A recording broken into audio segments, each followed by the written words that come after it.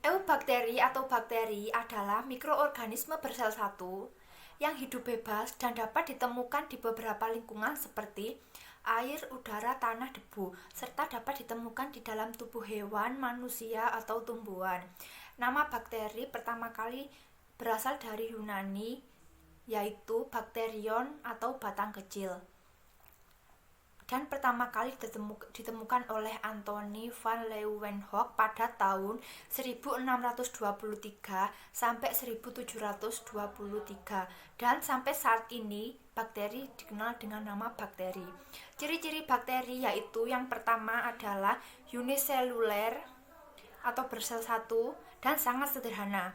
Yang kedua yaitu prokariotik atau tidak mempunyai membran inti. Yang ketiga yaitu berukuran kecil dengan diameter 0,51 sampai 1 mikron dengan panjang 1 sampai 20 mikron. Yang keempat, hidupnya secara autotrof atau heterotrof. Yang kelima yaitu kandungan kromosomnya haploid. Terima kasih. Assalamualaikum warahmatullahi wabarakatuh. Perkenalkan, nama saya Ellen Ica Lenista, absen 17 dari kelas 10 IPA 1. Di sini saya akan menjelaskan tentang struktur bakteri dan juga reproduksi bakteri. Yang pertama adalah struktur bakteri. Tubuh bakteri berupa sel tunggal. Dinding selnya tersusun dari hemiselulosa dan juga senyawa semacam pektin yang mendekati pada sel hewan. Berikut merupakan bentuk-bentuk dari bakteri. Yang pertama adalah kapsul. Kapsul tersusun dari polisakarida dan juga air, berfungsi sebagai alat perlindungan bakteri, mencegah bakteri mengalami kekeringan, alat pelekat bakteri pada inang, dan juga sebagai sumber makanan pada bakteri. Yang kedua ada dinding sel, tersusun dari peptidoligan, berfungsi sebagai pelindung dan pemberi bentuk pada sel bakteri. Yang ketiga ada membran plasma, berfungsi sebagai tempat pembentukan mesosom dan juga menghantarkan energi dan senyawa kimia pada bakteri. Yang keempat ada sitoplasma, berfungsi sebagai tempat terjadinya reaksi kimia. Yang kelima ada DNA, yaitu agen pembawa struktur genetik pada setiap makhluk hidup. Yang keenam ada ribosom, berfungsi sebagai tempat sintesis protein. Yang ketujuh ada flagellum, merupakan alat gerak pada bakteri yang berbentuk batang atau spiral. Yang kedelapan adalah pili, tersusun atas protein dan hanya terdapat pada bakteri dengan gram negatif, berfungsi sebagai alat perletakan pada saat bakteri melakukan konjugasi. Berikutnya tentang reproduksi bakteri. Reproduksi bakteri dibagi menjadi dua, yaitu reproduksi seksual dan aseksual. Yang pertama adalah reproduksi seksual. Transformasi adalah perpindahan sedikit materi genetik berupa DNA dari bakteri satu ke bakteri lainnya. Kemudian transduksi adalah perpindahan bakteri genetik dengan perantara virus atau bakteriofag.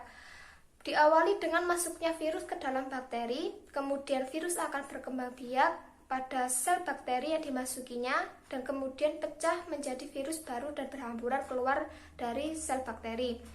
Berikutnya ada konjugasi, adalah perpindahan DNA secara kontak langsung antara sel bakteri yang berdekatan. Reproduksi ini terjadi pada bakteri gram negatif seperti Escherichia coli dan Salmonella sp. Yang kedua ada reproduksi aseksual. Sebagian besar bakteri melakukan reproduksi aseksual melalui proses pembelahan biner atau binary fission. Bakteri akan membelah menjadi dua anakan sel, dua menjadi 4, dan seterusnya. Pertumbuhan bakteri juga dipengaruhi oleh faktor suhu, sinar matahari, kelembapan, dan juga zat kimia. Peran bakteri di kehidupan. Peranan bakteri dalam kehidupan manusia mempunyai keuntungan dan kerugian. Bakteri yang menguntungkan: 1. Bidang pertanian.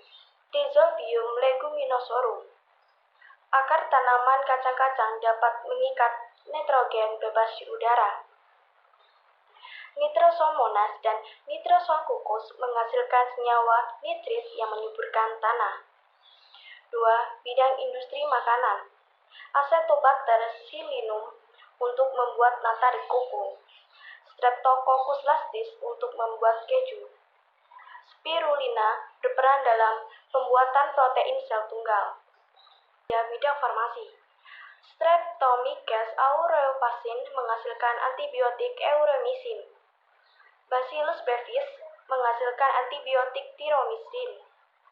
Streptomyces rhinosus, pembuatan antibiotik basitrasin, pembuatan biogas dan pengurai. Methanobacterium, membusukkan dan kotoran hewan. Clostridium sporangius, mengurangi asam amino menjadi amonia. Bakteri E. coli, membantu proses pembusukan makanan dalam usus besar. Assalamualaikum warahmatullahi wabarakatuh. Saya Elshunita Sara, kelas 10 IPA 1 absen 19. Sebelumnya teman saya telah menjelaskan tentang pengertian, ciri-ciri, dan reproduksi dari Eubacteria. Selanjutnya kita akan membahas klasifikasinya. Eubacteria itu dibagi berdasarkan letak flagella, karakteristik dinding sel, bentuk tubuh, cara memperoleh makanan, serta oksigen. Berdasarkan letak flagellanya, Eubacteria itu masih dibagi lagi guys, yaitu bisa kita sikat amlab, A. atrik, M. monotrik, L. lophotric, A lagi amfitrik, dan P. peritrik. Atrik itu tidak memiliki flagella, contohnya Escherichia coli. Sementara monotrik itu memiliki satu flagella di salah satu ujungnya saja, contohnya Pseudomonas aeruginosa. Lophotric itu memiliki banyak flagella di salah satu ujungnya saja, contohnya Pseudomonas fluorescens. Sementara amfitrik itu memiliki banyak flagella di kedua ujung selnya, contohnya adalah Aquaspirillum serpens. Dan terakhir, peritrik itu memiliki banyak flagella di seluruh permukaannya, contohnya Salmonella typhi. Kalau berdasarkan bentuk tubuh bakteri, Eubacteria itu dibagi menjadi kokus, itu bulat, basil batang, vibrio koma, spirillum spiral. Pada bentuk tubuh bakteri bulat itu masih dibagi lagi, bisa kita singkat mama dan tante 3S. Monococcus, Diplococcus, Tetracoccus, Staphylococcus, Streptococcus, dan Sargina. Monococcus itu bulat bergandengan 1-1, Diplococcus itu 2, Tetracoccus bergandengan 4-4, Staphylococcus berbentuk anggur, Streptococcus berbentuk rantai, Sargina berbentuk kubus. Selanjutnya berbentuk batang. Berbentuk batang itu masih dibagi lagi menjadi monobasil, diplobasil, dan streptobasil. Monobasil, batang yang tersusun itu 1-1, contohnya Salmonella typhi. Pada diplobasil, batang yang tersusun itu 2-2, contohnya Moracella lacunata. Pada streptobasil itu seperti berbentuk rantai panjang, contohnya Azotobacter. Selanjutnya yaitu pada bentuk vibrio atau koma, contohnya Vibrio cholerae, dan spirillum atau spiral itu Tremonema pallidum. Selanjutnya kita akan membahas dari karakteristik dinding selnya. Eubacteria itu dibagi menjadi dua, yaitu bakteri gram positif dan bakteri gram negatif. Bakteri gram negatif adalah bakteri yang memiliki lapisan peptidoglican tipis dan mampu menyerap warna merah. Contohnya adalah bakteri yang bergenus Streptomyces. Dan bakteri gram positif adalah bakteri yang memiliki lapisan peptidoglican tebal dan mampu menyerap warna violet. Contohnya adalah Enterobacteria. Jika berdasarkan kebutuhan oksigennya, Eubacteria itu dibagi menjadi anaerob dan aerob. Aerob adalah bakteri yang memerlukan oksigen bebas untuk respirasinya, contohnya adalah Nitrococcus. Sementara anaerob adalah bakteri yang tidak memerlukan oksigen bebas, karena energi yang dihasilkan dari fermentasi. Bakteri ini adalah bakteri yang dapat menghasilkan fermentasi, contohnya adalah Lactobacillus bulgaricus. Selanjutnya adalah berdasarkan cara memperoleh makanan. Eubacteria itu dibagi menjadi dua, yaitu autotrof dan heterotrof. Autotrof masih dibagi lagi berdasarkan sumber energinya, yaitu fotoautotrof dan kemoautotrof. Fotoautotrof energinya berasal dari cahaya, sementara kemoautotrof berasal dari kimia. Dan yang satunya lagi adalah heterotrof. Heterotrof adalah bakteri yang tidak dapat menghasilkan makanannya sendiri. Bakteri ini dibagi lagi menjadi dua, yaitu bakteri saprofit dan bakteri parasit. Bakteri saprofit mendapatkan makanan dengan menguraikan sisa-sisa makhluk hidup lain, sementara bakteri parasit mendapatkan makanan dengan menumpang pada organisme lain. Eubacteria dikenal sebagai bakteri sejati berdasarkan perbandingan signature sequence dalam RNA ribosom. Eubacteria dibagi menjadi 5 filum, yaitu Proteobacteria, bakteri gram positif, Spirochaeta, Chlamydias, dan Cyanobacteria. Assalamualaikum warahmatullahi wabarakatuh. Di sini saya akan menjelaskan tentang Archaeobacteria. Archaeobacteria merupakan jenis bakteri yang paling tua di muka bumi. Bakteri ini memiliki banyak beragam variasi. Bentuknya seperti bulat, spiral, ataupun bentuk lainnya. Archaeobacteria merupakan organisme uniselular yang bisa hidup di daerah ekstrim seperti sumber air panas dengan temperatur 92 derajat Celcius. Ciri-ciri Archaeobacteria: 1. Bersifat prokaryotik atau uniselular. 2. Memiliki ukuran 0,1 sampai 15 mikron.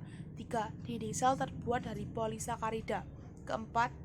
Hidup di daerah ekstrim. 5. Bersifat asam nukleat RNA. Klasifikasi Archaeobacteria ada 3. 1. Bakteri metanogen. Bakteri ini menghasilkan metana CH4 dari gas hidrogen H2 dan asam asetat CO2. 2. Bakteri halofil. Bakteri ini hidup di lingkungan dengan kadar garam yang sangat tinggi, sekitar 12-15%, sedangkan garam air laut hanya 3,5%. Ketiga, bakteri thermosidofil. Bakteri ini hidup di lingkungan bersuhu tinggi dan bersifat asam. Peran Archaeobacteria ada di sebelah sini.